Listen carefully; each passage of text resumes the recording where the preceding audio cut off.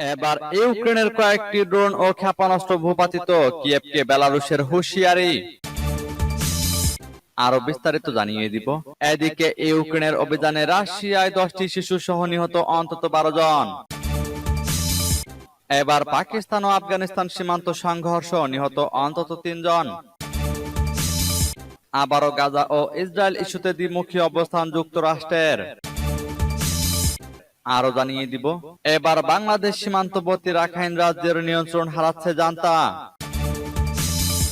এদিকে গাজায় যুদ্ধবিরতি ইসরায়েলে হামলা চালানো থেকে বিরত রাখতে পারে ইরানকে, দাবি রিপোর্টে। রাশিয়ার ভেতরে অগ্রযাত্রা অব্যাহত রাখার দাবি ইউক্রেনের, পরবর্তী ধাপের আক্রমণ শুরুর ইঙ্গিত। এবং সর্বশেষে জানিয়ে দিব। এদিকে ইসরায়েলের কাছে $1000 কোটি অস্ত্র বিক্রির অনুমোদন যুক্তরাষ্ট্রের। শুনছিলেন সংবাদ শিরোনাম, এখন বিস্তারিত। তবে তার আগে অনুরোধ থাকবে, এই ভিডিওতে একটি লাইক দিন এবং কমেন্টস করে জানিয়ে দিন আপনি কোন জেলা থেকে বা কোথায় থেকে আমাদের সাথে যুক্ত রয়েছেন, এবং সংবাদের সর্বশেষ গুরুত্বপূর্ণ আপডেট পেতে চ্যানেলটি সাবস্ক্রাইব করে আমাদের সঙ্গেই থাকুন। এবার ইউক্রেনের কয়েকটি ড্রোন ও ক্ষেপণাস্ত্র ভূপাতিত, কিয়েভকে বেলারুশের হুঁশিয়ারি।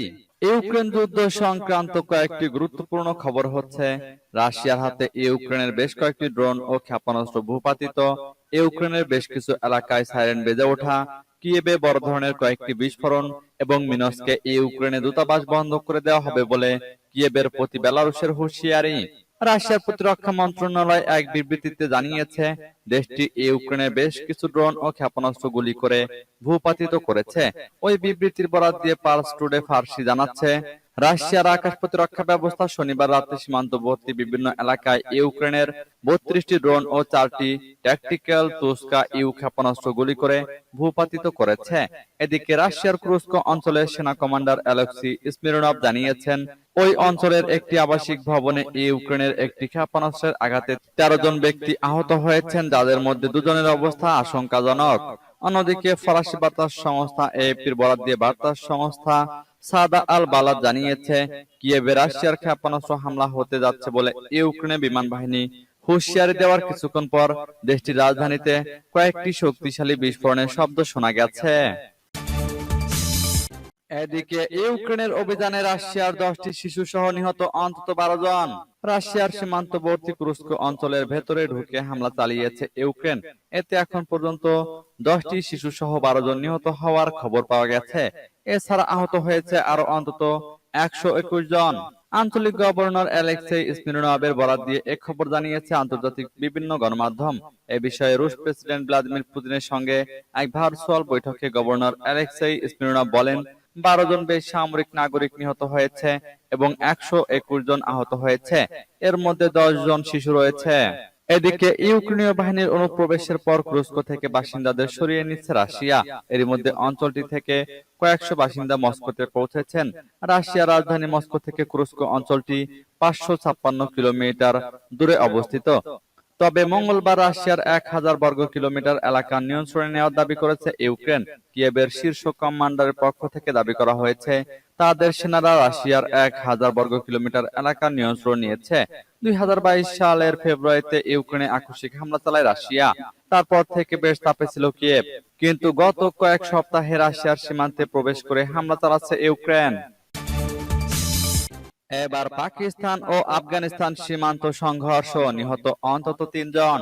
পাকিস্তান ও আফগানিস্তানের নিরাপত্তা বাহিনীর মধ্যে সীমান্ত সংঘর্ষে 3 আফগান বেসামরিক নিহত হয়েছেন বলে কাবুলের তালেবান প্রশাসনের এক মুখপাত্র মঙ্গলবার জানিয়েছেন। আফগানিস্তানের স্বরাষ্ট্র মন্ত্রণালয়ের মুখপাত্র মুফতি আব্দুল মতিন জানান, সোমবার রাতে তোরখাম সীমান্ত ক্রসিং এর কাছে পাকিস্তানের সীমান্ত বাহিনী গুলি ছুড়লে সংঘর্ষের এই ঘটনাটি ঘটে। তিনি জানান, পাকিস্তানি বাহিনী আফগান বেসামরিকদের বাড়ি লক্ষ্য করে গুলি ছোড়ে, আর তাতে 1 নারী ও 2 শিশু নিহত হন। এ বিষয়ে পাকিস্তানের সামরিক বাহিনীর মন্তব্য জানার জন্য অনুরোধ করা হলেও তাৎক্ষণিকভাবে কোনো সাড়া পাওয়া যায়নি। গণমাধ্যমের সঙ্গে কথা বলার অনুমতি না থাকায় নাম প্রকাশ না করে পাকিস্তানের এক নিরাপত্তা কর্মকর্তা জানান, এই গোলাগুলিতে পাকিস্তানের আধা সামরিক বাহিনীর 3 জন সেনা আহত হয়েছেন। ব্রিটিশ ঔপনিবেশিক আমলে পাকিস্তান ও আফগানিস্তানের সীমান্ত নির্ধারিত হয়েছিল, কিন্তু এই সীমান্ত নিয়ে বিরোধ রয়ে গেছে। প্রায় এই সীমান্তে দুই প্রতিবেশী দুই দেশের নিরাপত্তা বাহিনী সংঘর্ষে জড়িয়ে পড়ে। আবারও গাজা ও ইসরায়েল ইস্যুতে দ্বিমুখী অবস্থান যুক্তরাষ্ট্রের। হামাস ইসরায়েলের মধ্যে যুদ্ধ বন্ধের সমঝোতা হলে ইসরায়েলে হামলা নাও চালাতে পারে ইরান। মঙ্গলবার এই মন্তব্য করেছেন মার্কিন প্রেসিডেন্ট জো বাইডেন। একই দিন হোয়াইট হাউস বলেছে, গাজায় যুদ্ধবিরতি কার্যকরের লক্ষ্যে মধ্যস্থতাকারীদের সাথে যোগাযোগ চালিয়ে যাচ্ছে তারা। বরাবরই যুদ্ধবিরতি নিয়ে বেশ তৎপর যুক্তরাষ্ট্র, তবে মুখে যুদ্ধবিরতির কথা বললেও যুক্তরাষ্ট্রের কর্মকাণ্ড দিচ্ছে উল্টো বার্তা। মঙ্গলবারে ইসরায়েলকে বিপুল অস্ত্র সহায়তার অনুমোদন দিয়েছে মার্কিন সরকার। $2,000 কোটি নতুন এই সহায়তা প্যাকেজে থাকবে অন্তত 50টি F-15 ফাইটার জেট, মাঝারি পাল্লার এয়ার টু ফেয়ার মিসাইল ছাড়াও থাকবে আরো নানা অস্ত্র। একদিকে দিচ্ছে যুদ্ধ বন্ধের ডাক, অন্যদিকে তেল আবিবকে দিচ্ছে বিপুল অস্ত্র। প্রশ্নবিদ্ধ যুক্তরাষ্ট্রের এমন আচরণ গাজায় আগ্রাসন শুরুর পর থেকেই অবশ্য সমালোচিত ওয়াশিংটনের দ্বিচারিতা নীতি। যুক্তরাষ্ট্রের দাবি মধ্যপ্রাচ্যের উত্তেজনা কমাতে কাজ করছে দেশটি। ইরানকেও শান্ত থাকার আহ্বান জানাচ্ছে মার্কিন সরকার, অথচ বাস্তবতা দিচ্ছে ভিন্ন বার্তা।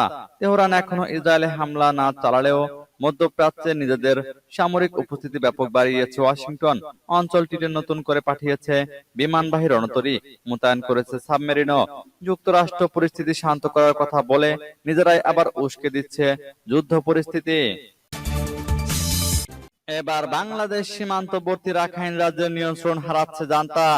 বাংলাদেশ সীমান্তবর্তী রাখাইন রাজ্যের নিয়ন্ত্রণ হারাতে বসেছে মিয়ানমারে জান্তা বাহিনী। রাজ্যটির দক্ষিণ সীমান্তে পৌঁছে গেছে আরাকান আর্মি। মিয়ানমারে অপ্রতিরোধ্য হয়ে উঠেছে বিদ্রোহী গোষ্ঠী আরাকান আর্মি। জান্তা বাহিনীর বিরুদ্ধে লড়াই চালিয়ে দখল করে চলেছে একের পর এক গুরুত্বপূর্ণ শহর। এবার রাখাইন রাজ্যের সেনা সমর্থিত বাহিনীকে কোণঠাসা করে ফেলেছে বিদ্রোহী গোষ্ঠীটি। গোয়া শহরতলিতে হামলার মধ্য দিয়ে পৌঁছে গেছে রাজ্যের দক্ষিণ সীমান্তে। এতে রাখাইনের নিয়ন্ত্রণ হারাতে বসেছে জান্তা সেনারা। বিদ্রোহী গোষ্ঠীগুলোর জাতীয় ঐক্য সরকারের বরাত দিয়ে এক প্রতিবেদনে মিয়ানমার ভিত্তিক সংবাদ মাধ্যম ইরাবতী জানিয়েছে, মিয়ানমারের 350 শহরের মধ্যে 250টিরও বেশি নিয়ন্ত্রণে নিয়েছে বিদ্রোহী গোষ্ঠীগুলো। গত বছরের জানুয়ারিতে দেশটির সেনাপ্রধান মিন অং হ্লাইং জানিয়েছিলেন প্রায় 200টি শহর তাদের নিয়ন্ত্রণে আছে। তবে গেল কয়েক মাস ধরে জান্তা ও বিদ্রোহী গোষ্ঠীগুলোর জোট থ্রি ব্রাদারহুড অ্যালায়েন্স ব্যাপক হামলার মুখে শহর ছেড়ে পালাতে শুরু করে জান্তা বাহিনী। এখনো দেশটির বিভিন্ন অঞ্চলে জান্তা ও বিদ্রোহী গোষ্ঠীগুলোর মধ্যে ব্যাপক সংঘর্ষ চলছে। বিভিন্ন সংবাদ মাধ্যম জানিয়েছে, সম্প্রতি আরাকান রাজ্যের সামরিক বাহিনীর হামলায় বেশ কয়েকজন নিহত হয়েছেন।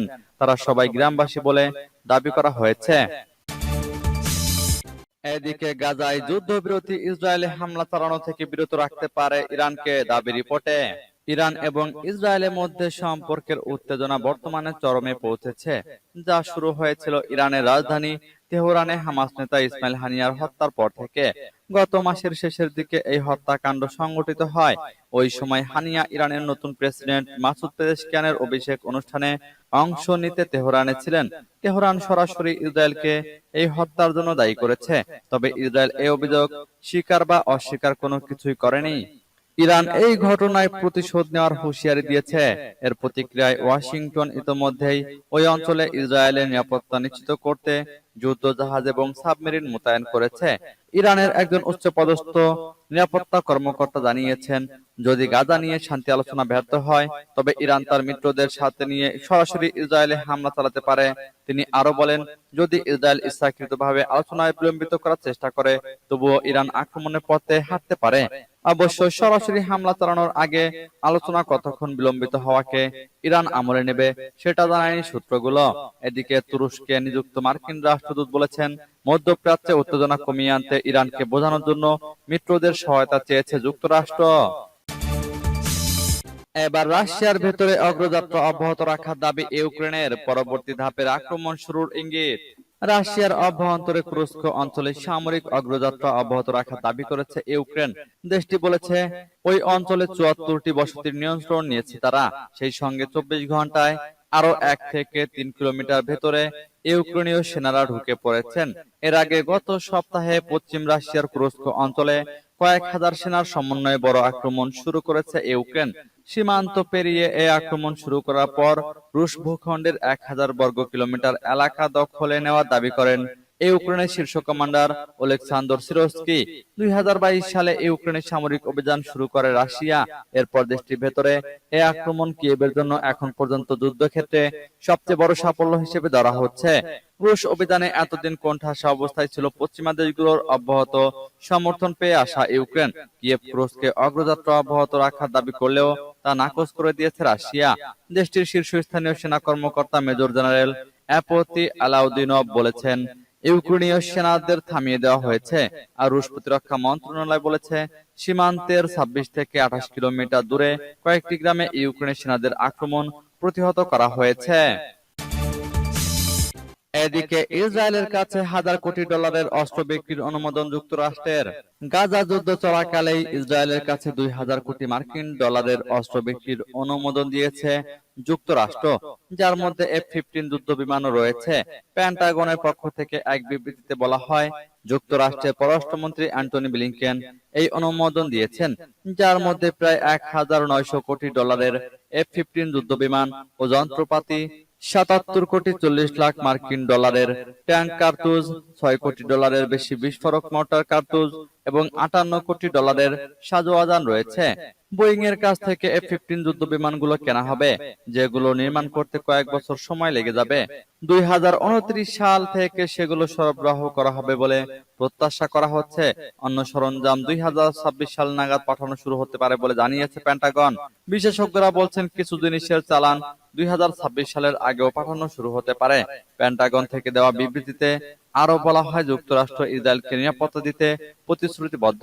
ইসরায়েলের উন্নয়নে সহায়তা করা, দেশটিকে শক্তিশালী রাখা এবং তাদের আত্মরক্ষার সক্ষমতাকে প্রস্তুত রাখা মার্কিন জাতীয় স্বার্থের জন্য গুরুত্বপূর্ণ।